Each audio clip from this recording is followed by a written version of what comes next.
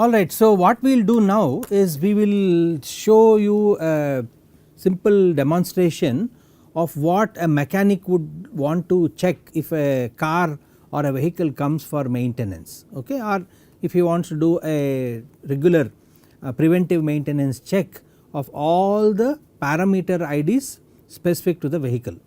Please note that I mentioned to you some time back that the number of ECUs in a vehicle can exceed even 70 to 90, anywhere between 70 and 90 ECUs. While that is what will happen in reality, as far as this lab demonstration is concerned, let us put our attention on the engine ECU. Okay. So, you can see there is an engine ECU here. We will show you, I will show you some of the parts of this engine ECU. You have already seen this 5 knobs, and these 5 knobs essentially correspond to coolant temperature. This is engine RPM, and this is vehicle speed, and this is oxygen, and this is mass airflow. Okay.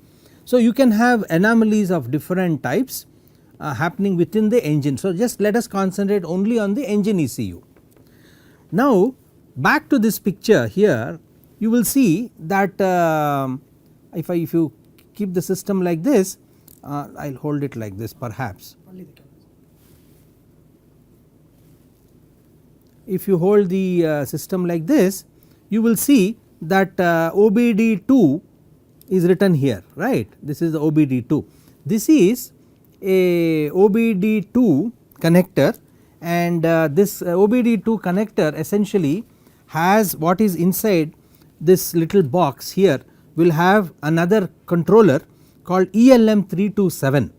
Okay. This ELM327 essentially has the ability to connect on one side to OBD2 connector based protocol, which essentially uses CAN protocol, and if it is using CAN, it has to use ISO 15765-4, which essentially is the CAN protocol. All that is protocol based data is available on this OBD2, and ultimately if it has to be useful to a mechanic, the mechanic can connect a handheld device and pass commands directly, okay, that is one way.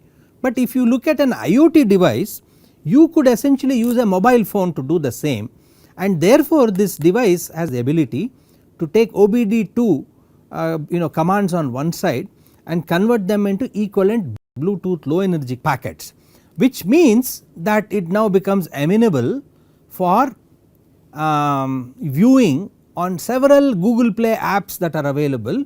You can see these values.